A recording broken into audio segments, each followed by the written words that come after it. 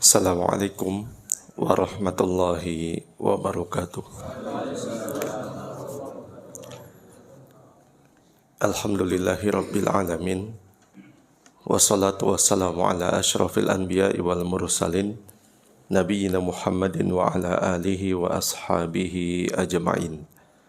Qala Allah ta'ala fi kitabihil karim, ya ayyuhalladzina amanu taqullaha haqqa tuqatih wa la tamutunna illa wa antum muslimun. Allahumma alimna ma yanfa'una wanfa'na bima 'allamtana, Rabbana zidna ilman warzuqna fahman. Bapak-bapak, ibu-ibu, saudara-saudari sekalian, jamaah kaum muslimin dan muslimat, saudaraku yang tercinta, rahimakumullah wa a'azzakum wa waffaqakum lima yuhibbuhu wa yardoh. Di hari yang cerah, yang syahdu ini, kita dipertemukan kembali oleh Allah Tabaraka wa Ta'ala bersama-sama mentadabburi firman Allah Subhanahu wa Ta'ala di surat An-Naba, sesuai dengan arahan dan bimbingan para ulama yang berkompeten, yang ahli dalam bidang yang satu ini. Kita menelusuri dan menapak tilas ayat per ayat dari pertama hingga sekarang, insya Allah kita berakhir di ayat yang terakhir dari surat An-Naba, ayat yang ke-37 sampai dengan 40. Sebelum kita memulai tafsir, kurang lebih berapa ayat ini? 4 ayat berarti ya, 37 sampai 40 surat An-Naba. Kita baca bersama-sama sebagaimana informasi dan kesepakatan pada pertemuan sebelumnya. Nanti dibacakan oleh Ustadz. Silakan Ustadz.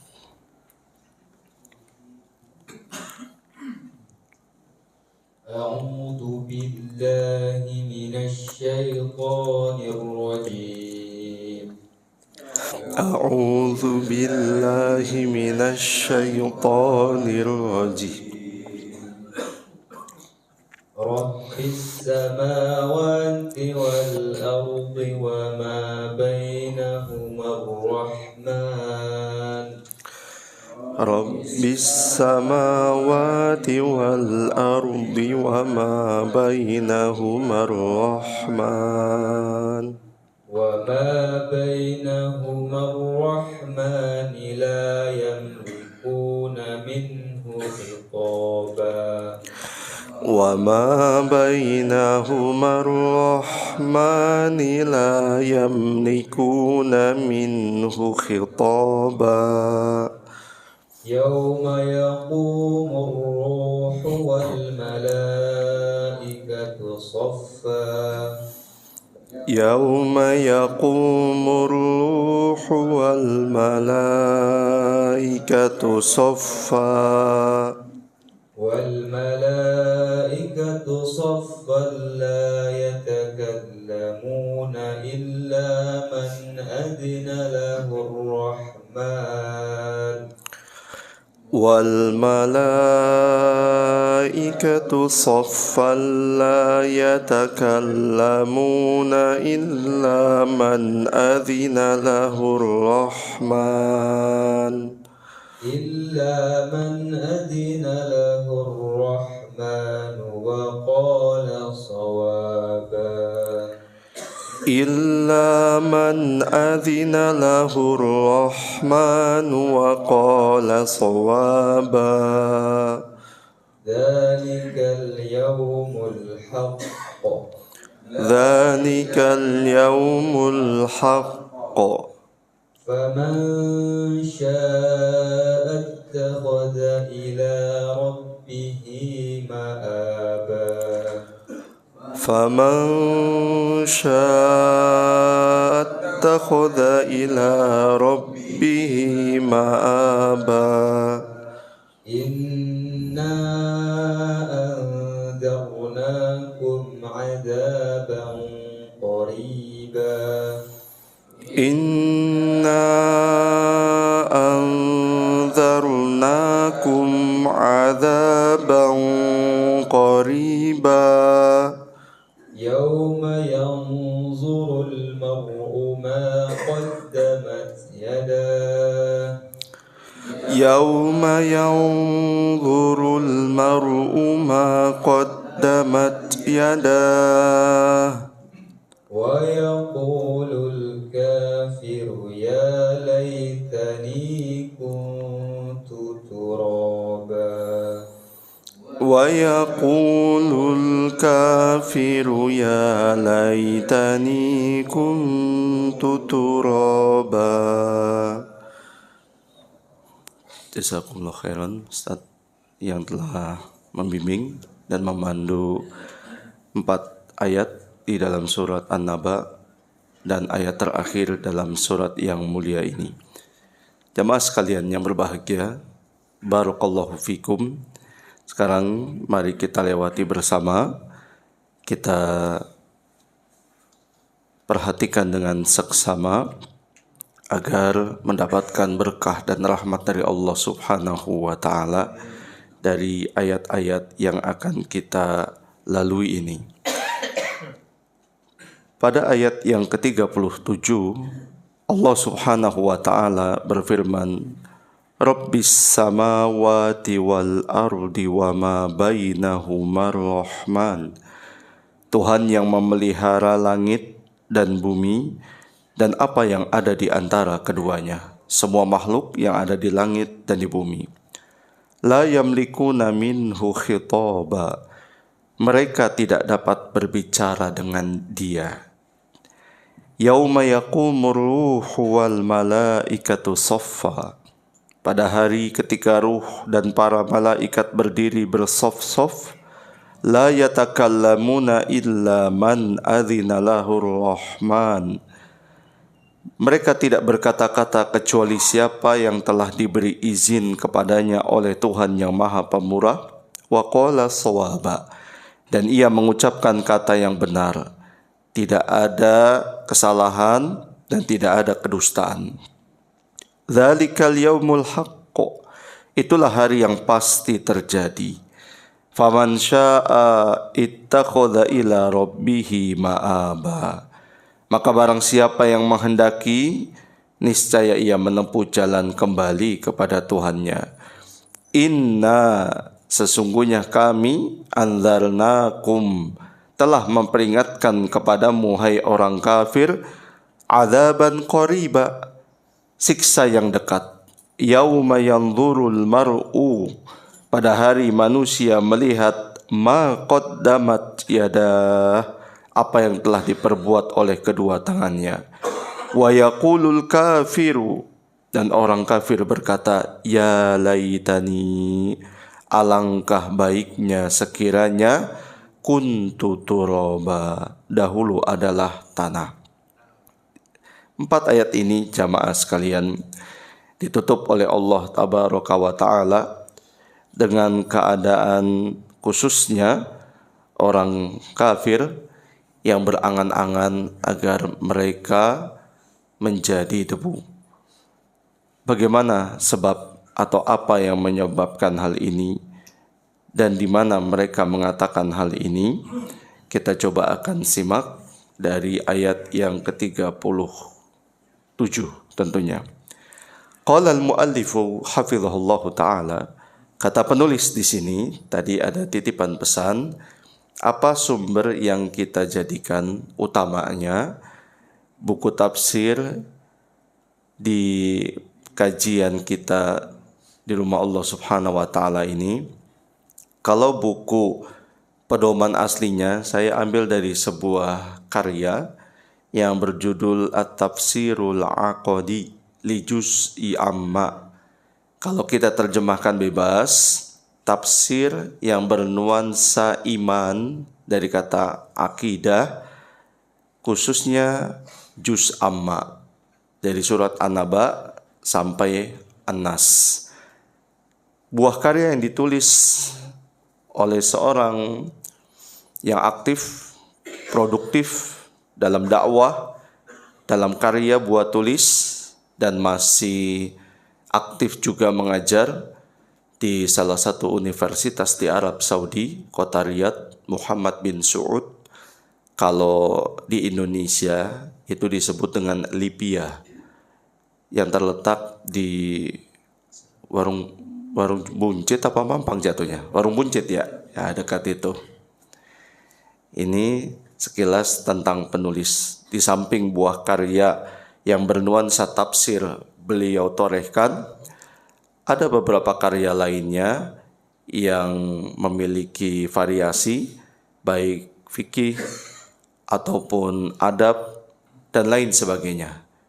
Salah satunya adalah tafsir. Di samping beberapa sumber tafsir yang akan kita jadikan rujukan untuk menambah data informasi dari ayat-ayat yang kita lalui bersama. Tentunya tafsir-tafsir utama dan tafsir induk, di antaranya tafsir Ibnu Katsir rahimahullahu taala, tafsir At-Tabari dan lain sebagainya, supaya bisa menambah. Dan terlebih tidak bisa dipungkiri tafsir-tafsir yang ada, termasuk buku utama yang kita jadikan pedoman ini pun tak luput referensi semuanya dari tafsir-tafsir induk yang saya sebutkan tadi. Di antaranya tafsir Imam Ibnu Jarir At-Tabari atau lebih dikenal dengan tafsir At-Tabari, tafsir Ibnu Katsir, tafsir Al-Baydawi, tafsir Al-Baghawi, dan tafsir-tafsir lainnya yang menunjang dan memang layak untuk dicantumkan supaya menambah pemahaman kita terhadap firman Allah Subhanahu wa taala. Demikian sekilas kiranya informasi mengenai apa buku yang dijadikan pedoman dalam temu kita hari ini. Allahu a'lam bishawab. Kita lanjut. Yaqulullahu ta'ala, Allah Subhanahu wa ta'ala berfirman di ayat yang ke-37. Rabbis samawati wal ardi wa ma bainahuma rahman. Ar-Rabb, Rabb, huwallazi yurabbi khalqahu bini'amihi, adalah zat yang memelihara makhluknya dengan berbagai macam nikmat-nikmatnya. Wa in ta'uddu ni'matallahi la tuhsuha. Jika kalian menghitung nikmat Allah Subhanahu wa taala, pasti tidak akan bisa menghitung. Alangkah banyak nikmat Allah Subhanahu wa taala. Dari sejak kita ada di rahim, sejak ruh Allah perintahkan malaikat untuk meniupkan itu masuk dalam jasad kita yang saat itu berada di rahim ibu kita. Allah berikan apa yang menunjang janin tersebut agar sehat walafiat, tidak terganggu dirinya dan tidak mengganggu ibunya yang mengandung dirinya. Allah berikan makanan dan juga penghidupan, padahal tidak meminta kitanya. Namun Allah berikan itu semua. Sampai sekarang ini luar biasa nikmat Allah Subhanahu wa taala. Dan Allah sudah jamin, berikan garansi, tidak akan pernah kita bisa menghitung nikmat Allah Subhanahu wa taala. Meskipun kita berkumpul menjadi satu, kita kumpulkan para jenius, menciptakan alat yang paling canggih sedikit pun untuk membuat satu ciptaan dan menghitung serta mengkalkulasi, pastilah la ta'ud wa in ta'uddu nikmatallah la tuhsuha. Kalian tidak akan pernah bisa menghitungnya. Tidak mungkin jamaah sekalian. Allah ingatkan agar kita terus bersyukur kepadanya Subhanahu wa ta'ala. Fabi ayyi ala'i rabbikuma tukadziban. 31 kali Allah ulang-ulang dalam surat Ar-Rahman. Supaya kita sadar, jangan melulu yang kita lihat adalah musibah, tapi lihatlah nikmat Allah Subhanahu wa ta'ala. Kalau boleh diibaratkan musibah dan juga nikmat Allah Subhanahu wa ta'ala, musibah itu seperti satu buah kapal yang berada di tengah hamparan samudera luas. Besaran mana? Samudera lautan atau kapal jamaah? lautan. Lautan inilah nikmat Allah subhanahu wa ta'ala. Samudra yang begitu luas inilah anugerah dari Allah tabaraka wa ta'ala. Dan kapal itu musibah, ujian, kecil. Jangan dibalik. Kapal itu adalah musibah, sedangkan kita memposisikan diri sebagai nikmat Allah subhanahu wa ta'ala yang gak akan ketemu. Jatuhnya kita akan terus menghujat Allah subhanahu wa ta'ala. Tapi kita minta kepada Allah agar menjadi orang yang selalu bersyukur atas segala pemberian dari Allah subhanahu wa ta'ala. Salah satunya doa yang diajarkan Nabi SAW, Allahumma a'inni ala dzikrika wa syukrika wa husni ibadatika. Ya Allah, tolonglah aku untuk selalu mengingatmu dan juga selalu bersyukur atas nikmatmu dan baik dalam ibadah untukmu. Kita minta kepada Allah subhanahu wa ta'ala. Karena begitu banyak nikmat-nikmat Allah subhanahu wa ta'ala. Kalau kita bersyukur, pasti Allah akan tambah. Tambahan nikmat dari Allah subhanahu wa ta'ala tidak melulu banyak dan bertambahnya pundi-pundi rupiah. Kemudian kekayaan dalam berupa sertifikat hak milik pribadi, kendaraan yang gonta-ganti setiap tahun atau beberapa waktu secara periodik, belum tentu seperti itu. Allah berikan yang terbaik, bukan semua yang kita minta. Karena Allah Maha tahu apa yang memang menjadi madorot buat kehidupan kita dan apa yang bisa bermanfaat untuk kehidupan kita. Nikmat ini jamaah sekalian beda dengan rizki. Nikmat lebih khusus, sedangkan rizki lebih umum. Nikmat kullu ma yantafi'u bihil insan muwafiqan li syar'i. Nikmat artinya semua yang dimanfaatkan sehingga hati menjadi puas dalam setiap sanubari setiap insan manusia dan sesuai dengan syariat Allah. Allah ridho terhadap pemberian itu. Dengan kata lain, ungkapan nikmat sudah pasti halal, sudah pasti ridho Allahnya subhanahu wa ta'ala. Tapi kalau rizki belum tentu. Rizki semua yang dimanfaatkan manusia dan manusia bahagia serta puas dengan hal tersebut tanpa peduli apakah ini halal atau haram. Makanya kita pernah mendengar ungkapan rizki haram. Pernah dengar nggak kata-kata itu? Karena lebih umum. Semuanya Allah kasih rizki. Tetapi nikmat belum tentu semuanya dapat. Nikmat yang paling agung Allah berikan kepada makhluknya, iman, Islam, dan sempurnanya agama Islam ini. Lihatlah surat Al-Ma'idah ayat 3 menjadi bukti. Al-yawma akmaltu lakum dinakum wa atmamtu alaikum ni'mati wa raditu lakumul Islam madina. Pada hari ini, Jumat, tanggal 9 Dzulhijjah, saat Arafah dan saat wukuf, kata Umar bin Khattab radhiyallahu ta'ala sudah Allah sempurnakan segala nikmat dan juga agama Islam ini. Dan Allah ridhoi Islam menjadi agama untuk hamba-hambanya di muka bumi ini. Berarti Islam sudah sempurna belum? Sudah sempurna. Kata Imam Ibnu Katsir rahimahullahu ta'ala, ini adalah nikmat yang paling besar dari Allah tabaraka wa ta'ala yang layak disyukuri, layak dijaga dan dilestarikan. Jangan sampai kita meninggalkan dunia fana ini kecuali dalam keadaan beragama Islam. Wala tamutunna illa wa antum muslimun. Janganlah kalian meninggal dunia kecuali dalam keadaan beragama Islam. Qad aflaha man aslam, kata Nabi alaihi salatu wasallam. Sungguh beruntunglah hamba Allah yang telah menjadikan Islam agama dan akidah dan keyakinannya. Islam artinya adalah al-inqiyad wal istislam. Tunduk, patuh, pasrah, dan berserah diri kepada Allah subhanahu wa ta'ala.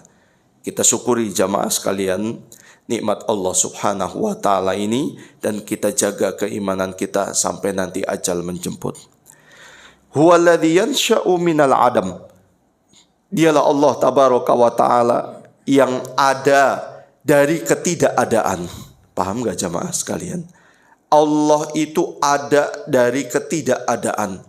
Dan Allah bukanlah zat yang ada di mana sebelumnya tidak ada.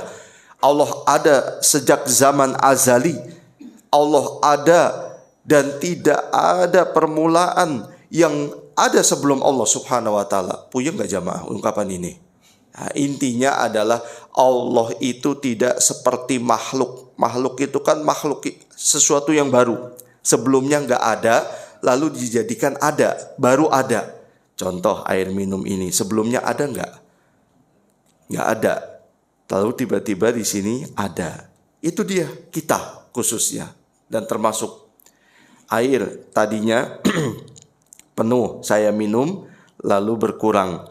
Sehingga dia menjadi tidak ada. Allah subhanahu wa ta'ala tidak demikian. Maka jangan sampai alam pikiran kita terlalu mendalam, sehingga nanti menjadi satu kesalahan fatal terhadap Allah subhanahu wa ta'ala. Kita cukupkan mengetahui Allah subhanahu wa ta'ala di dalam Al-Quranul Karim dan hadis Nabi SAW. Cukup sudah. Apabila Allah sudah memberikan informasi tentang dirinya di dalam Al-Quranul Karim 1, 2, 3, kita imani 1, 2, 3 itu. Nabi Muhammad SAW mengabari tentang Allah tabaraka wa ta'ala 1, 2, 3, sudah cukup 1, 2, 3. Karena tidak ada yang tahu tentang Allah kecuali dirinya sendiri subhanahu wa ta'ala dan makhluknya dari kalangan para nabi, khususnya Nabi kita Muhammad sallallahu alaihi wasallam. Sudah cukup jamaah sekalian. Kita imani. Masalah agama itu kan bukan masalah akal. Kalau seandainya akal menjadi tolak ukur dalam memahami agama semata-mata, tidak akan pernah bisa masuk dalam jiwa dan sanubari. Lihat bagaimana sikap tegas Umar yang menunjukkan tentang pemahaman agama yang begitu mendalam. Dan memang secara umum para sahabat adalah generasi yang paling mendalam ilmunya tentang agama Islam. Saat beliau berhadapan di depan Hajar Aswad, Umar bin Khattab radhiyallahu taala anhu mengatakan, inilah alam annaka hajarun la tadur wa la tanfa. Saya ini tahu benar kalau kamu itu adalah batu yang tidak memberikan madarat dan tidak bermanfaat sedikit pun. Laula anni ra'aitu Rasulullah sallallahu alaihi wasallam qabala ma qabaltuk. Kalau seandainya saya tidak pernah seumur hidup ini melihat Rasulullah sallallahu alaihi wasallam menciummu, saya tidak akan pernah menciummu. Allahu Akbar. Ini dia jamaah sekalian. Bukti bagaimana pemahaman para sahabat terhadap agama ini begitu mendalam. Tidak heran siapapun yang menginginkan keselamatan dalam beragama kepada Allah tabaraka wa ta'ala, harus dia mengikuti jejaknya para sahabat.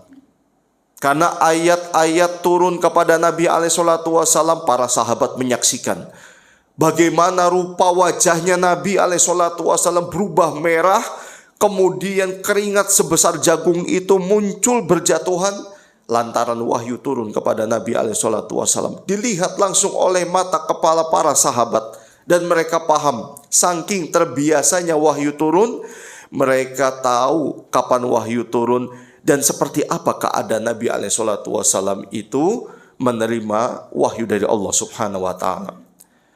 Pernah satu kesempatan Nabi duduk sila di samping seorang sahabat mulia radhiyallahu ta'alaan.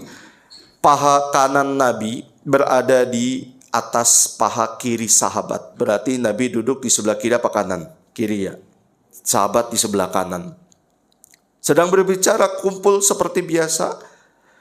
Tiba-tiba kata sahabat ini, Nabi berat tubuhnya berkali-kali lipat lebih berat. Dan hampir saja paha saya itu tulangnya retak, hancur. Karena berat Nabi yang semakin bertambah. Kami tahu ini adalah proses turunnya wahyu kepada Nabi SAW. Berat jamaah sekalian. Nabi sendiri SAW mengabarkan menerima wahyu itu berat. Dan proses menerima wahyu yang paling berat Nabi rasakan dalam berupa suara seperti lonceng berbunyi. Itu dia proses penerimaan wahyu yang paling berat. Karena wahyu turun kepada Nabi kan bermacam-macam. Ada yang tiba-tiba langsung Nabi dalam hatinya sudah mendapatkan wahyu. Nah, itu yang paling ringan salah satunya. Yang paling berat adalah tadi. Makanya dirasakan efeknya oleh sahabat radhiyallahu ta'ala. Huwal khaliqu, dialah Allah sang pencipta. Al-maliku, penguasa, raja alam semesta. Al-mudabbiru, yang mengurusi segala bentuk proses kegiatan dan aktivitas di alam semesta ini. Fahuwa rabbu kulli syai'in, dia adalah pencipta dan pemelihara segala sesuatu. Wa malikuhu, pemiliknya. Wa khaliquhu, penciptanya. Wa raziquhu, yang memberi rizki kepada seluruh makhluk di alam semesta ini. Wa mudabbiru amrihi, dan dialah Allah subhanahu wa ta'ala yang memelihara, menjaga semuanya ini. Fallahu ta'ala rabbus samawati, Allah yang maha tinggi, dialah pemilik dari makhluk yang namanya langit. Wal ajram al-alawiyah, dan juga makhluk-makhluk yang ada di langit. Bintang, planet, matahari, bulan yang gede-gede, yang besar-besar, itu semua tunduk di bawah kehendak dan kuasa Allah tabaraka wa ta'ala. Wa rabbul ardi, dialah Allah, Tuhan yang menciptakan bumi dengan lapisan-lapisan ke bawahnya. Wal ayati sufliyah, dan juga makhluk-makhluk yang ada di bawahnya, hewan dan lain sebagainya. Subhanahu wa bihamdi, maha suci Allah dengan segala pujian atas dirinya. La yakhruju syai'un an rububiyatihi, tidak ada satupun makhluk yang keluar dari pantauan dan kuasanya Allah tabaraka wa ta'ala. Jadi jamaah sekalian, di ayat yang ke-37 ini Allah ingin menambahkan dan juga menguatkan akan kemahakuasaan Allah subhanahu wa ta'ala.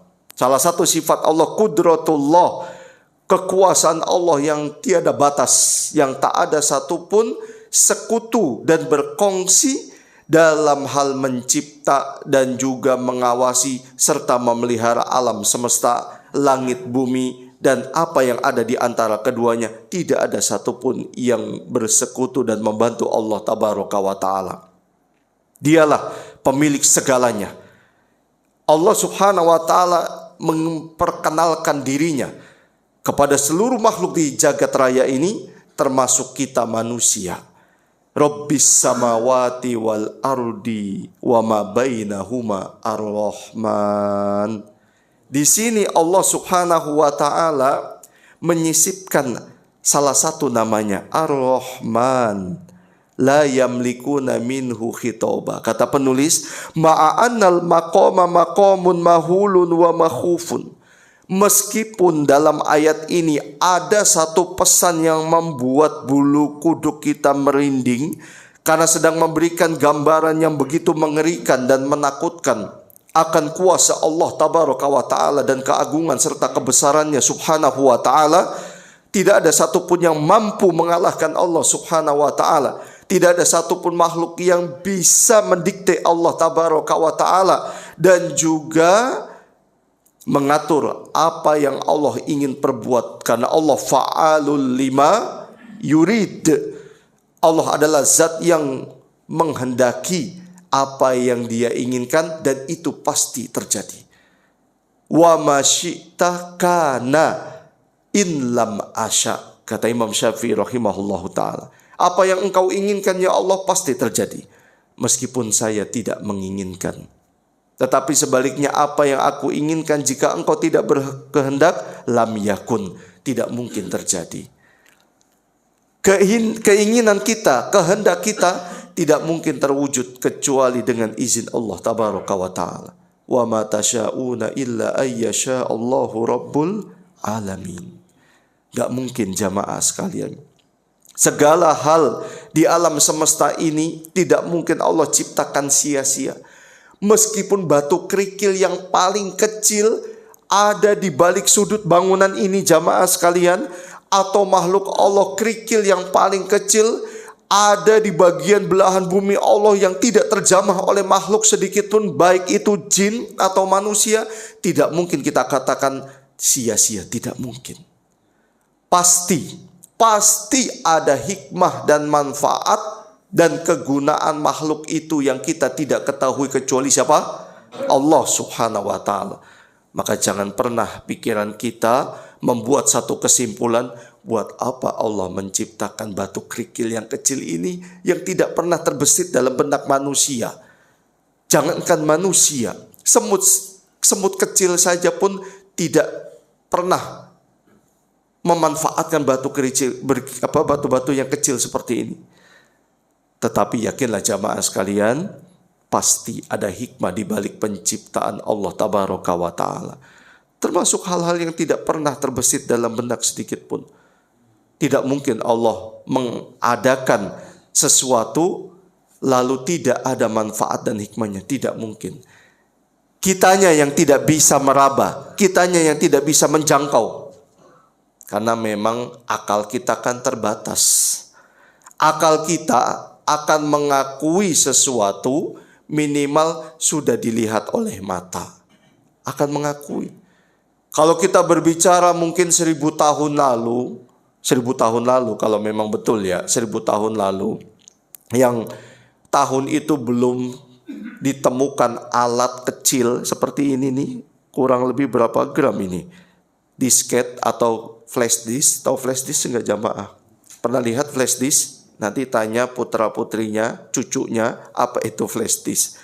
Alat kecil, entah mungkin 1 atau 2 gram beratnya, itu bisa menyimpan ribuan, bahkan puluhan ribu, bahkan ratusan ribu buku. Betul nggak jamaah? Kalau kita berbicara 1000 tahun yang lalu, seandainya memang 1000 tahun lalu belum ada alat seperti itu, kita bicara sama orang di depan kita, wahai saudaraku, di kantong saku sebelah kiri saya ini ada kamus bahasa Indonesia tebalnya 1000, kamus bahasa Arab tebalnya 1000, kamus bahasa Inggris tebalnya 1000. Percaya nggak jamaah? Gak percaya, bagaimana mungkin kantong saku sekecil itu ada 3 kamus yang tebalnya masing-masing 1000 halaman. Gak percaya, ditolak sama akal jamaah sekalian. Tapi sekarang akal menerima, karena akal sudah menyaksikan.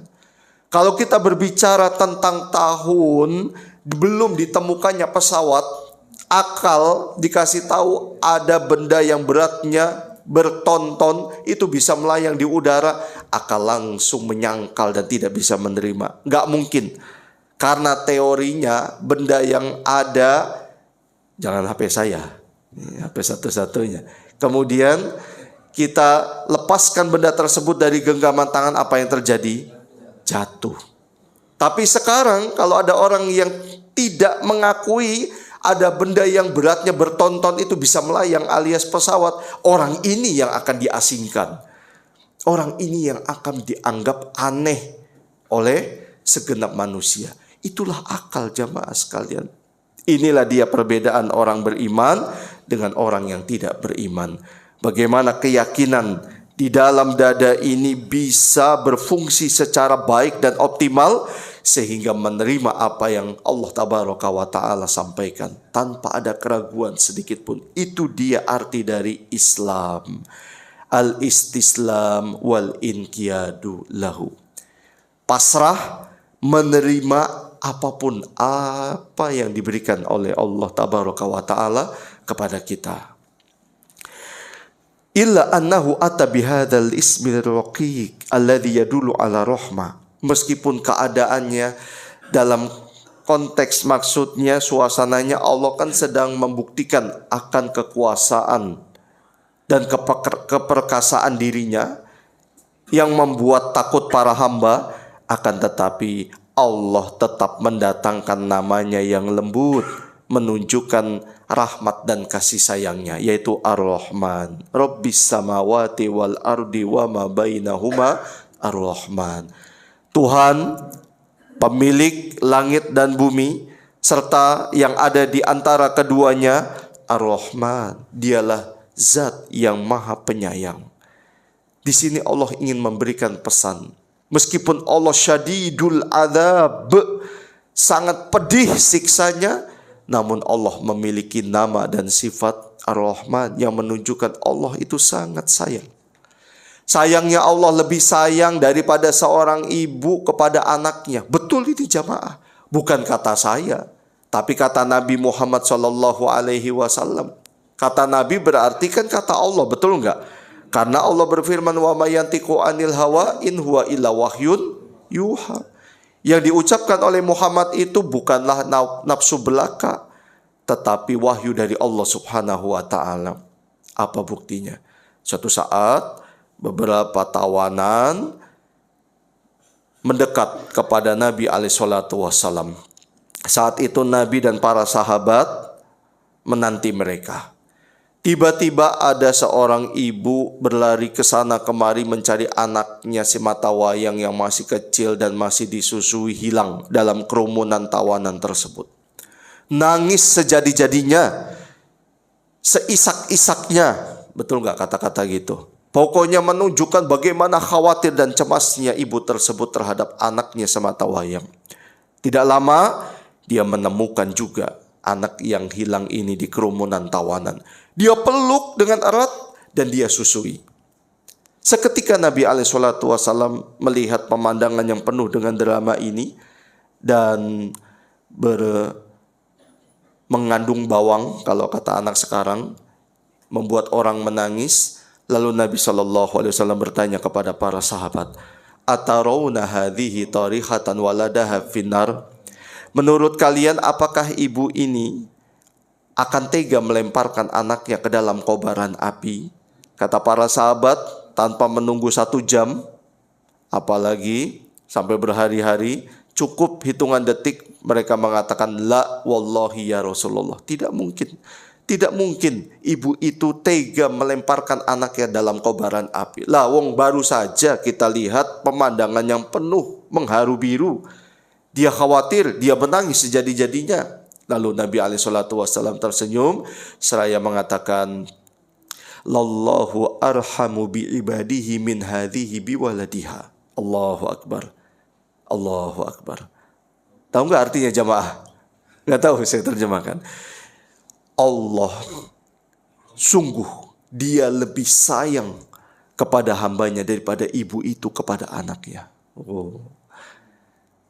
Cara Allah sayang kepada hambanya kan banyak, tidak bisa kita perinci. Kadang-kadang musibah yang terjadi pada diri kita barangkali itu bukti Allah sayang. Allah gak mau melihat kita nanti dicemplungkan ke dalam neraka. Lebih baik dibayar sekarang aja. Isakan tangis, lilitan hutang, dan juga celaan manusia. Di samping balasan dari perbuatan dosa kita, sekaligus ingin membersihkan kita supaya nanti berjumpa dengan Allah Subhanahu wa taala tidak membawa dosa sedikit pun. Sudah tunai, lunas, dibayar cash di dunia. Mau dibayar di dunia apa di akhirat jamaah? Ya kalau memang opsinya harus dibayar ya kita minta supaya lebih baik disegerakan, dalam artian ya kita minta tentu lebih dari itu, diampuni oleh Allah Subhanahu wa taala. Dari sini kita belajar jangan meremehkan dosa. Jangan meremehkan kezoliman. Meskipun dalam keadaan bercanda jamaah sekalian. Imam Ibnu Sirin, imam besar, ahli dalam menafsirkan mimpi dari kalangan tabi'in, di akhir hidupnya harus menanggung hutang yang banyak. Setelah beliau ingat, kenapa saya ditimpa musibah seperti ini? Ternyata 10 tahun yang lalu beliau itu pernah mengejek, bercanda kepada orang dengan mengatakan ya muflis, wahai orang yang bangkrut. Dibayar 10 tahun kemudian jamaah sekalian. Allah gak lupa. La ta'khuduhu sinatu wala naum. Gak mungkin. Ada catatannya. Ma yalfidhu min qawlin illa ladaihi raqibun atid. Tidaklah ada satu kata pun yang terucap dari lisan manusia kecuali sudah dicatat, dan pencatatan malaikat tugas dari Allah itu tidak dibiarkan satu kata pun. Jangankan satu kata, satu huruf pun tidak ada yang luput dari pencatatan malaikat itu. Dibayar 10 tahun kemudian. Barangkali yang kita rasakan sekarang, kok orang banyak mengejek saya, kok banyak orang merendahkan saya. Barangkali 10 tahun yang lalu kita pernah mengejek seseorang yang kita tidak sadari orang itu nggak terima di dalam hatinya. Dia sakit hati, dia minta, dia ketuk langit, dia minta kepada pemilik langit, ya Allah saya nggak terima, saya sakit hati. Nggak ada yang tahu jemaah. 10 tahun yang lalu coba bayangkan, sudah hilang itu memori. Sudah dihapus kalimat-kalimat itu dalam lembaran cerita kita 10 tahun yang lalu. Orang 1 menit yang lalu aja kadang kita sudah lupa, betul nggak jamaah sekalian? Ini 10 tahun yang lalu. Dan ternyata sakitnya lebih daripada sakit yang dirasakan oleh orang 10 tahun yang lalu. Barangkali seperti itu yang kita rasakan. Minta ampun kepada Allah dan minta maaf kepada manusia. Kalau urusan kita, kata para ulama, kepada Allah, kita taubat, selesai. Di akhirat tidak akan diungkit oleh Allah. Tapi kalau urusan sesama manusia, sampai kapanpun akan diadili oleh Allah Tabaraka wa Ta'ala. Sampai pun kita di satu tempat yang namanya kontoroh, tempat terakhir yang di depannya itu langsung surga, belum tentu aman dan jaminan kita selamat terus langsung auto masuk surga. Belum jamaah sekalian.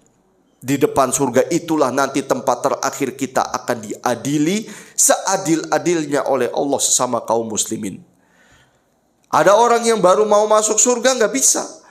Karena orang ini selalu mencela, menzolimi saudaranya. Habis pahalanya diambil oleh Allah, diberikan kepada orang yang dizolimi. Diberikan. Masih banyak orang yang dizolimi, pahalanya habis. Dosa orang yang dizolimi ditimpakan kepada dirinya. Sisanya dosa apa pahala yang dia miliki? Dosa. Sedangkan surga nggak menerima orang yang punya dosa meskipun seujung kuku. Akhirnya orang ini dilempar ke dalam neraka. Nggak jadi masuk surga jamaah. Nggak jadi. Sampai sebagian ulama mengatakan, meskipun kita sudah selesai dengan orang lain dalam masalah kezoliman, apapun bentuknya, mau ucapan, mau sindiran, mengambil barang milik orang lain tanpa alasan yang benar, sebagian ulama mengatakan tetap akan diadili oleh Allah Subhanahu wa Ta'ala. Tetap. Namun orang yang sudah berdamai, nanti di akhirat, orang yang dizolimi ini akan diberikan pilihan oleh Allah. Pilihannya adalah, kamu kan dizolimi sama dia, meskipun kalian sudah berdamai. Begitu kira-kira kalau boleh kita ungkapkan dengan bahasa kita. Kamu mendapatkan 2 pilihan. Diampuni seluruh dosa-dosamu, atau kamu akan dinaikkan derajatnya. Sama-sama untung gak dua-duanya jamaah? Untung. Bukan berarti kemudian kita berdoa, ya Allah kalau gitu kirimkanlah orang banyak supaya menzolimi saya. Jangan. Jangan jamaah sekalian. Dalam Islam gak boleh kita minta supaya diberikan musibah, bala, kemadorotan. Gak boleh. Karena sama aja menantang siapa? Allah Subhanahu wa Ta'ala. Yang ada kita minta supaya dihilangkan kemadorotan dan juga ujian. Sebagai bentuk kita butuh sama Allah Subhanahu wa Ta'ala. Itu dia. Kemudian la yamlikuna minhu khitaba, ay la yastati'u ahadun an yataqaddam baina yadayhi biqaulin illa ma udhina atau adzina bihi. Maksudnya tidak ada seorang pun yang mampu berbicara. Di sini para ulama memiliki 2 tafsiran. Tidak ada yang berbicara di hadapan Allah. Arti yang pertama, betul-betul semua makhluk di mahsyar nanti di akhirat tidak ada yang bisa bicara. Dibungkam semua oleh Allah Subhanahu wa Ta'ala kecuali yang diizinkan saja. 1. Yang kedua, semuanya bisa berbicara, tetapi untuk berbicara di hadapan Allah belum tentu diizinkan kecuali hanya beberapa orang saja. Bisa dipahami? Itu arti dari 2 penafsiran para ulama di ayat la yamlikuna minhu khitaba. Ini 2 arti atau 2 kandungan. Yauma yaqumu ruhu wal malaikatu saffa. Ai ijlalan lillah. Pada hari itu para malaikat berbaris dengan barisan yang sangat rapi. Kita diperintahkan ketika memulai sholat untuk merapikan shaf. Sebagaimana shafnya malaikat. Tidak maju, tidak mundur. Meskipun ada yang maju tentunya. Itu tinggal dikondisikan aja jamaah. Banyak olahraga, banyak push up. Seperti itu. Memang kalau kita jarang olahraga mesti ada yang maju itu jamaah. Yang penting rapikan shaf. Umar bin Khattab merapikan shaf itu pakai pedang jamaah sekalian. Kalau enggak awas itu apa Ustaz maksudnya ya? Apa bahasa lainnya kalau enggak awas? Kalau nggak waspada, ya udah bisa hilang jempol kaki atau mungkin sebagian. Nah, apalagi itu langsung pas lagi pedang lewat langsung. Kalau udah pedang lewat dikembangkan lagi. Nggak tanggung-tanggung pakai pedang. Dan nggak ada yang berani protes sama Umar bin Khattab radhiyallahu ta'ala. Tapi jangan dipraktekkan. Karena semangat ngikutin Umar sini langsung kita pakai pedang aja beli. Udah nggak ada yang sholat lagi nanti. Umar bin Khattab, jin aja kalah jamaah. Raja jin kalah adu gulat sama beliau. Jalan yang biasa dilalui nggak ada yang berani lewat setan. Padahal Umar nggak lewat situ. Sampai segitunya sosok manusia. Memang kalau Allah sudah memberikan kewibawaan kepada setiap manusia atau orang-orang secara khusus, orang itu segen lihat dia. Betul nggak jamaah? Segen. Sebagaimana para sahabat. Amr bin Al-As radhiyallahu ta'alaan sepanjang hayatnya kalau berbicara sama Nabi itu nggak berani lihat beliau langsung. Karena saking wibawa dan mulianya Nabi nggak berani. Apalagi Amr bin As termasuk sahabat yang paling akhir masuk agama Islam. Tahun 8 Hijriah pada saat mau Fatu Mekah. Dia kalau berbicara ya nunduk. Sampai ada seorang sahabat itu kalau ketemu Nabi gemetar. Kemudian keringat dingin. Lalu kata Nabi, ma baluka, kenapa kamu? Jangan takut sama saya. Sebagai manusia biasa yang hanya makan dendeng saja. Sama seperti kamu, jangan takut. Tapi namanya orang kalau sudah wibawa dan Allah kasih itu, gak bisa dipungkiri jamaah sekalian. Sama persis kalau kita misalnya dulu waktu sekolah berhadapan sama guru yang galaknya luar biasa kan seperti itu. Kita juluki sebagai guru killer malah. Jahat banget kita jamaah ya. Barangkali kita sekarang ini sering tidak dipatuhi oleh anak-anak kita karena kita tuh tidak taat dan patuh serta hormat kepada guru-guru kita.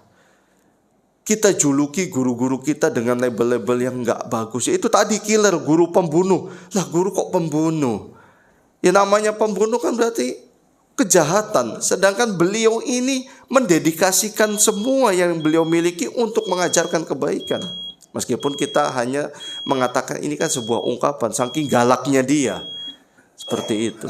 Ya bisa memang dipungkiri. Allahu a'lam bishawab. Para malaikat berdiri shaf lurus karena memuliakan Allah, mengagungkan dan takut kepada Allah Subhanahu wa taala. Sampai kata Nabi alaihi salatu wassalam, ada malaikat yang sejak awal diciptakan sampai nanti waktu yang tidak diketahui kecuali Allah tabaraka wa taala dalam keadaan sujud, terus sujud enggak pernah bangun. Saking takutnya kepada Allah, saking taat dan patuhnya kepada Allah. Kita hayya ala sholah, hayya ala falah, semakin ngantuk. Semakin susah untuk menyambut panggilan Allah tabaraka wa ta'ala. Ada yang diciptakan malaikat dari awal sampai batas waktu yang tidak diketahui kecuali Allah dalam keadaan ruku. Ruku gak bergerak sedikit pun. Malaikat Israfil kata Nabi SAW, mulutnya dengan lubang sangkakala itu enggak pernah bergeser 1 inci pun. Menunggu dan bersiap-siap perintah dari Allah Subhanahu wa taala. Itu sifat malaikat jamaah sekalian. Mereka takut dan sangat-sangat patuh kepada Allah Subhanahu wa taala. La yatakallamuna illa man adzina lahu rahman wa qala shawaba. Tidak ada yang berbicara kecuali yang diizinkan oleh Allah Subhanahu wa taala, dan dia pun berbicara dengan sesuatu yang benar dan jujur saja. Para ulama juga berbeda pendapat, siapakah yang dimaksud di ayat yang mulia ini? Sebagian ada yang mengatakan para malaikat, karena hubungannya dengan yauma yaqumur ruhu wal malaikatu saffa. Ada yang mengatakan semua makhluk, termasuk malaikat, manusia juga, dan di sini ada kandungan yang namanya syafaat. Tidak ada orang yang bisa memberikan syafaat kecuali memenuhi dua syarat. Syarat yang pertama Allah izinkan, syarat yang kedua Allah berikan keridhaan terhadap orang yang sedang disyafaati. Bisa dipahami dua syarat. Syarat pertama, izin dari Allah terhadap orang yang memberikan syafaat. Misalnya Nabi Muhammad SAW dan hamba Allah atau umatnya. Sebut saja A. Izin yang pertama atau syarat yang pertama, Allah izinkan kepada yang memberi syafaat. Siapa? Nabi Muhammad SAW. Yang kedua, Allah ridho kepada yang ingin diberi syafaat. Siapa yang dimaksud? Si A ini, umatnya Nabi Muhammad SAW. Harus terpenuhi dua syarat. Kalau tidak akan pernah diberikan dan diizinkan oleh Allah Subhanahu wa taala. Meskipun Allah telah memberikan izin kepada yang memberi syafaat, misalnya Nabi Muhammad SAW, tapi tidak semua yang diberikan syafaat oleh Nabi SAW diridhoi oleh Allah Subhanahu wa taala, sehingga orang itu tidak bisa mendapatkan syafaat Nabi SAW.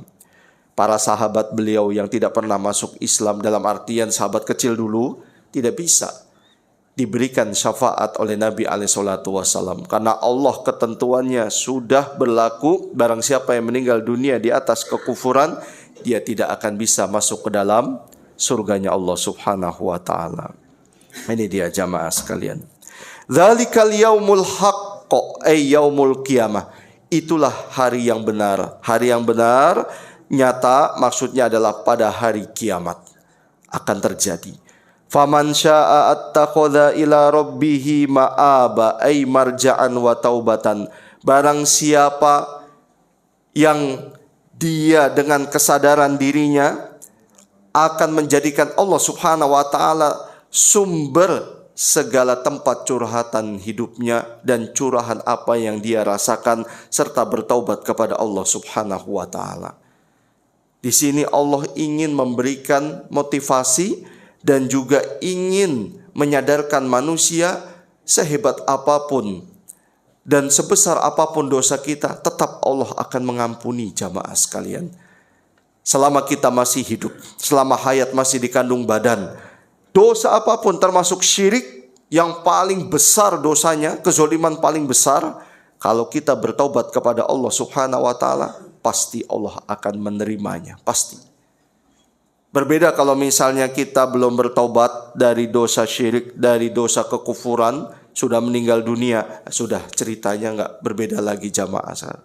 Dan nggak perlu lagi kita ceritakan, karena sudah pasti akan kembali ke neraka jahanam. Na'udzubillah min dzalik.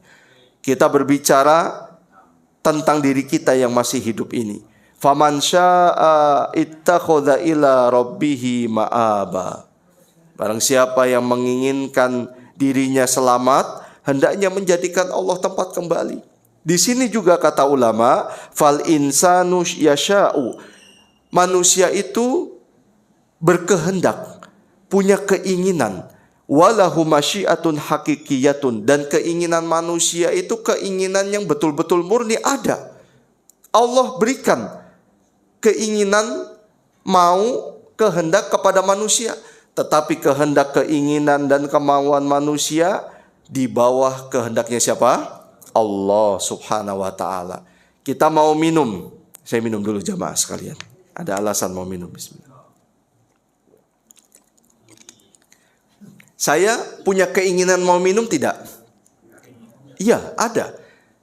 Dan alhamdulillah saya berhasil meminumnya karena izin Allah Subhanahu wa taala. Jadi kita menetapkan bahwa manusia itu punya keinginan, dan keinginan manusia betul-betul memang ada. Akan tetapi keinginan manusia semuanya di bawah kehendak Allah Subhanahu wa taala. Karena ada satu teori dari sebagian kelompok kaum muslimin, mereka mengatakan manusia itu tidak punya kehendak, tidak punya keinginan. Murni kehidupan mereka itu semua sudah dipaksa harus berbuat ini dan itu oleh Allah Subhanahu wa taala. Akidah Ahlussunnah wal Jamaah tidak mengatakan demikian. Manusia punya keinginan. Makan, minum, melangsungkan kehidupan, memilih pasangan, melahirkan dan lain sebagainya. Tetapi semua keinginan manusia di bawah kehendak Allah Subhanahu wa taala. Artinya kembali kepada izin Allah Subhanahu wa taala. Inna anzarnakum adzaban qariba. Ya an-nidhara, peringatan adalah hiyal ikhbaru bil amril makhuf, peringatan tentang kabar yang menakutkan. Lawan katanya al-bisyarah, kabar baik. Lawan kata dari an-nidhara adalah al-bisyarah, peringatan, kabar menakutkan, kabar gembira. Yauma yanzurul mar'u ma qaddamat yadah. Setiap orang akan melihat dan akan memanen dari semua hasil tanaman-tanamannya di dunia ini. Apa yang dia tanam, apa yang dia perbuat, mereka akan mendapatkannya. Faman ya'mal mithqala dzarratin khairan yarah wa may ya'mal mithqala dzarratin syarran yarah. Sekecil apapun pasti Allah balas. Allah tidak mungkin zalim. Allah adalah zat yang maha adil. Dan alaihissallahu bi ahkamil hakimin. Allah zat yang maha bijaksana dari seluruh makhluk, yang paling bijaksana sekalipun. Allah lah zat yang maha bijaksana. Wa yaqulul kafiru ya laitani kuntu turaba. Orang kafir pada saat itu berangan-angan seandainya aku menjadi debu. Yatamannal kafir wal iyadu billah. Orang kafir itu berangan-angan semoga Allah melindungi kita dari kekufuran. Amin ya rabbal alamin. Anna law kana turaban. Seandainya mereka hanya debu saja. Anna law kana tahallala. Maksudnya mereka berangan-angan kalau seandainya udah mereka dibinasakan saja. Setelah melihat siksaan, dan pada saat itu ada fenomena Allah mengadili dan mengkisos seluruh makhluk, khususnya hewan. Nabi SAW di sini bersabda, hadis yang diriwayatkan oleh Imam Muslim dari sahabat Abu Hurairah radhiyallahu taala anhu, la tu'addunnal huquqa ila ahliha yaumal qiyamah. Kalian pasti masing-masing akan menunaikan hak-hak orang lain pada hari kiamat nanti. Pasti tidak ada yang dizolimi, tidak ada yang disembunyikan, dan tidak ada yang luput dari pantauan Allah tabaraka wa taala. Hatta yuqada lisyatil jalha'i minasyatil qarna'i. Meskipun itu seekor kambing yang tidak bertanduk, dahulu di dunia pernah ditanduk oleh kawannya yang bertanduk, Allah akan adili gantian, yang tidak bertanduk akan menanduk yang temannya yang bertanduk. Hewan saja diadili jamaah sekalian. Karena melihat kejadian seperti ini, tidak heran wa yaqulul kafiru ya laitani kuntu turaba. Karena setelah kejadian itu, kambing yang tidak bertanduk menanduk kambing yang bertanduk, karena di dunia kambing yang bertanduk ini menyerang temannya tadi yang tidak bertanduk, lalu Allah jadikan mereka debu. Disitulah orang kafir berangan-angan kalau mereka tuh lebih baik seperti hewan tadi aja, jadi debu. Tapi kan tidak mungkin. Hanya khusus hewan yang Allah berikan. Sedangkan manusia semuanya akan mendapatkan balasan. Yang baik ke surga, yang buruk ke neraka jahanam. Wal iyadzu billah, wal iyadzu billah. Selesai, terakhir pelajaran penting secara umum dari 4 ayat 37 sampai 40. Yang pertama kata penulis di sini, al-istinasu bismirrahmani fi taqwiyatir roja'i. Hendaknya kita merasa tenang, merasa nyaman dengan nama Allah Ar-Rahman, supaya semakin kuat pengharapan kita kepada Allah Subhanahu wa Ta'ala. Jadi kita hendaknya menyeimbangkan diri dengan Allah Subhanahu wa Ta'ala, antara Allah memiliki sifat syadidul adzab, siksanya sangat pedih, dengan nama-nama Allah diantaranya adalah Ar-Rahman, Ar-Rahim, Maha Penyayang, Maha Pengasih, Maha Pemurah. Kita seimbangkan itu jamaah sekalian. Jangan melampaui batas. Jangan sampai kita melampaui batas, terlena dengan nama-nama Allah Maha Pemurah, Maha Penyayang. Allah menerima taubat, rahmat Allah lebih dahulu daripada murkanya. Kemudian kita lupa bahwa siksa Allah itu sangat pedih. Sangat pedih jamaah sekalian. Bukan pedih saja, tapi sangat pedih. Atau sebaliknya, kita terlalu fokus kepada sifat Allah. Siksanya itu sangat pedih, melupakan bahwa Allah memiliki nama Ar-Rahman, Ar-Rahim. Allah memiliki sifat sayang, Allah memiliki sifat rahmat dan mengampuni. Sehingga kita hidup dalam ketakutan dan pesimis bahwa Allah akan mengampuni dan melindungi serta menolong kita. Jangan.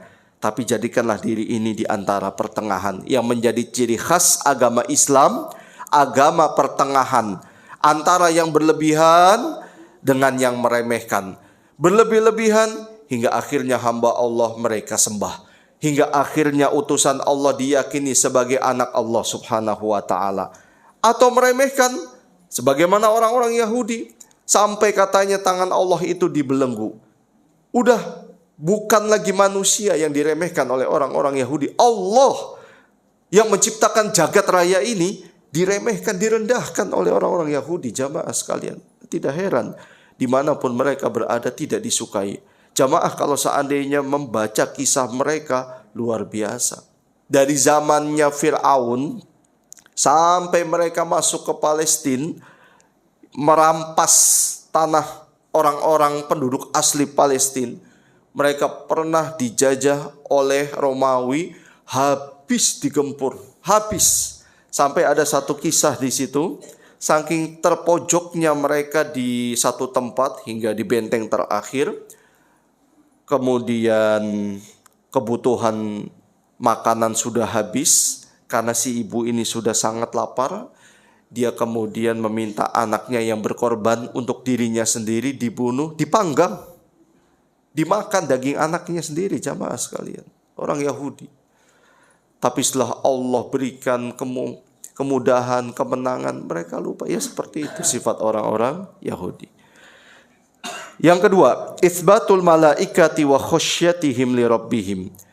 Kita menetapkan adanya malaikat dan juga sifat mereka yang sangat takut kepada Allah Subhanahu wa Ta'ala. Semoga menjadi pelajaran buat kita dari sifat malaikat ini, bahwa mereka adalah makhluk yang paling taat, tunduk, patuh dan takut kepada Allah Subhanahu wa Ta'ala. Mari kita belajar termasuk yang berbicara ini agar menjadi hamba-hamba Allah yang takut. Dalam istilah Arab itu takut diungkapkan dengan dua cara, al-khauf dan al-khosyah. Ada bedanya. Bedanya kalau al-khauf itu takut kadang-kadang karena tidak mengetahui apa yang dimiliki oleh benda yang dia takuti. Takut kadang-kadang karena mungkin omongan orang, atau mungkin sesaat bahwa rumah ini angker misalnya, padahal tidak apa-apa. Itu namanya khauf. Tapi kalau khosyah, rasa takut dengan mengetahui bahwa yang ditakuti ini memang memiliki kekuatan luar biasa. Misalnya kayak singa. Kita takut karena singa itu kan bisa mencengkram, bisa menerkam, bisa memakan. Ada di sini yang pernah ngelitikin singa? 1 menit aja jamaah sekalian, temani singa bermain lah gitu ya, cakar-cakaran. Itu namanya khosyah. Dan Nabi SAW disifati manusia khosyah karena beliau tahu tentang Allah Subhanahu wa Ta'ala. Makanya beliau dikatakan khosyah, bukan lagi khauf. Innama yakhsyallaha min ibadihi al-ulama. Sesungguhnya Orang-orang yang khosyah, takut kepada Allah adalah para ulama. Karena ulama itu punya ilmu banyak, punya ilmu tentang Allah, makanya mereka takut, dan rasa takut mereka kepada Allah karena tahu siapa Allah Subhanahu wa taala. Kalau kita kan kadang-kadang takut karena hanya ucapan takutlah kepada Allah. Ya deh, saya takut, tapi tidak mengetahui secara rinci Allah itu seperti apa, kengerian dan dahsyat siksaannya seperti apa, sehingga kita betul-betul takut. Takutnya karena mungkin takut suasana, kan ada yang seperti itu. Orang nangis karena suasananya pada nangis, ya udah ikut-ikutan dia nangis. Nangis jamaah sekalian. Allahu a'lam bishawab. Yang ketiga, itsbatu syafaati wa bisyurutiha. Kita menetapkan adanya syafaat. Syafaat itu pertolongan untuk orang lain. Jadi kita menolong orang lain itu namanya syafaat. Dengan syarat-syarat diantaranya izin Allah kepada yang memberi syafaat dan keriduan Allah terhadap orang yang diberikan syafaat. Ketat memang jamaah sekalian. Yang keempat, itsbatul masyiatil insaniyati. Kita menetapkan adanya kehendak, keinginan, kemauan pada diri manusia. Dengan tetap meyakini bahwa semua keinginan manusia tentulah terbatas dan di bawah kehendaknya siapa? Allah Subhanahu wa taala. Yang kelima, qurbu amris saati. Dekatnya perkara kiamat. Meskipun kalau seandainya kita lihat sekarang kurang lebih dari sejak meninggalnya Nabi alaihi salatu wasallam sudah berlalu masa 15 abad. Katanya kiamat dekat. Ada seperti ini. Ungkapan-ungkapan yang nyeleneh jamaah sekalian dijelaskan oleh para ulama.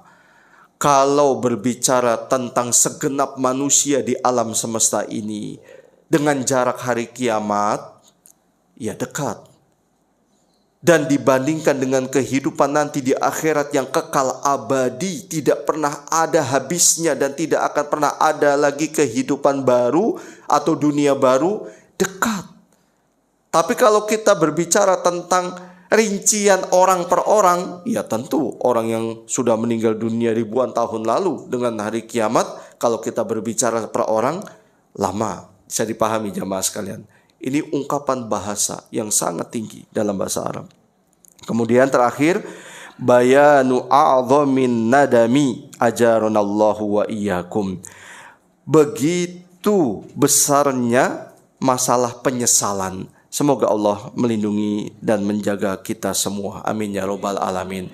Jangan sampai menyesal, karena memang penyesalan selalu ada di belakang jamaah sekalian. Kalau di depan namanya registrasi atau pendaftaran. Nah, itulah penyesalan jamaah sekalian. Mudah-mudahan ini bukti Allah Subhanahu wa taala menginginkan kebaikan untuk kita. Berkumpul dalam satu majelis, mentadaburi firman Allah Subhanahu wa taala, salah satunya mendapatkan penjelasan ini. Penyesalan itu akan menyakitkan, menyisakan dan menorehkan sebuah luka yang sangat sakit di dalam hati ini. Mumpung belum ada kondisi seperti itu, mari sekarang kita perbaiki hidup kita. Kita sadar kita akan terus melakukan kesalahan. Yang penting kan usaha keras kita di hadapan Allah Subhanahu wa taala. Bumi Allah ini menjadi saksi. Kalau kita terus berusaha menjadi orang yang baik.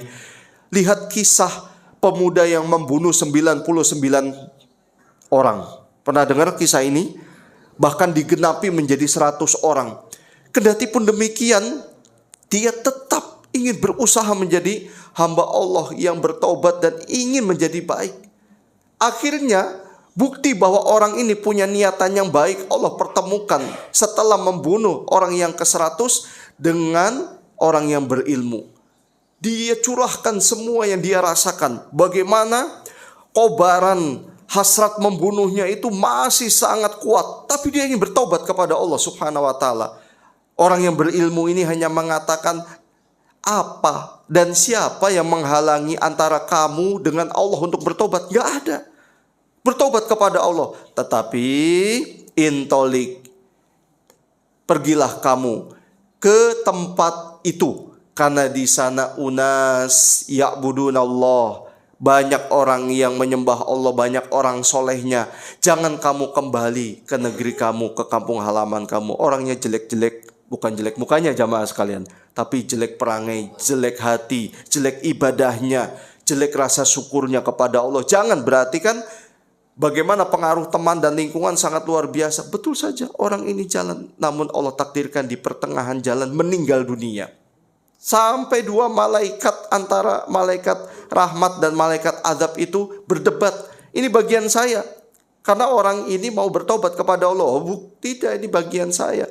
Orang ini memang mau taubat, tapi dia nggak pernah sama sekali berbuat kebaikan. Baru mau taubat, Allah utus dalam satu riwayat malaikat Jibril alaihissalam dengan perintah Allah untuk mengukur jarak antara dirinya dengan kampung halaman yang mau dituju dan kampung halaman aslinya.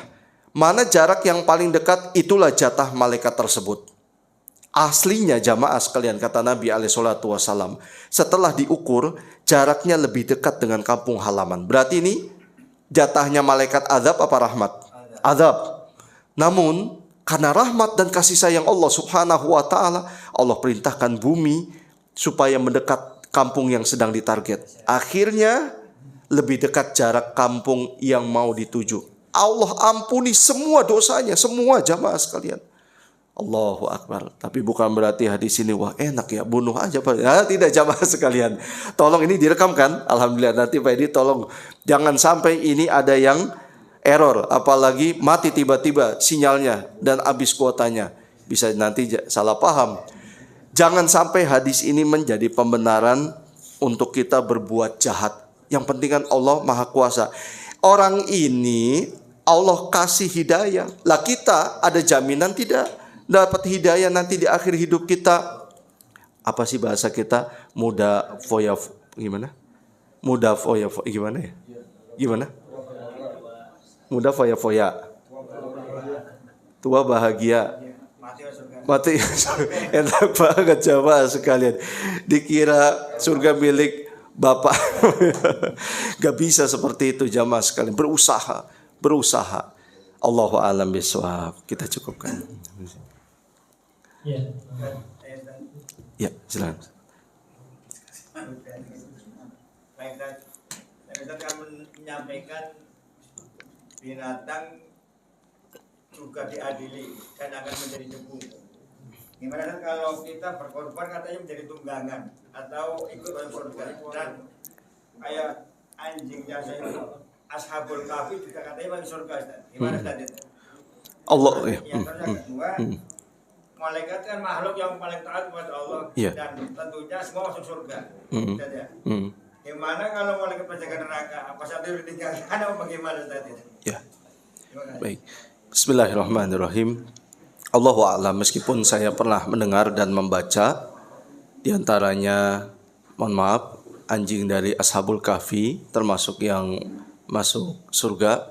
Allahu a'lam, saya belum melihat secara valid kembali Ustaz. Mudah-mudahan satu saat nanti kalau saya dapat, saya mungkin kirimkan ke Pak Edi aja ya Pak Edi, biar nanti di share. Kemudian yang kedua tentang malaikat penjaga neraka. Tentunya tidak akan memiliki efek terhadap aroma ataupun hawa dari neraka, karena itu memang dikhususkan untuk para penghuninya saja. Sedangkan para malaikat tentu dikhususkan tidak mendapatkan efek apapun. Sama seperti ada yang ingin membuat kegaduhan dalam tubuh kaum muslimin dengan pernyataan-pernyataan. Salah satunya adalah iblis itu termasuk makhluk yang paling mentauhidkan Allah Subhanahu wa taala. Paling murni tauhid, akidah dan ibadahnya. Buktinya iblis enggak mau sujud kepada Nabi Adam. Maunya hanya kepada Allah. Ini kan agak-agak jalan ya jamaah sekalian. Yang pertama, bagaimana mungkin bisa jin masuk ke dalam neraka, sedangkan jin diciptakan dari api. Api ketemu api, ya semakin menyatu. Ulama ini tidak menggunakan ayat, tidak menggunakan hadis, pakai akal. Yang ngomong ini kan agak-agak nyeleneh gimana gitu.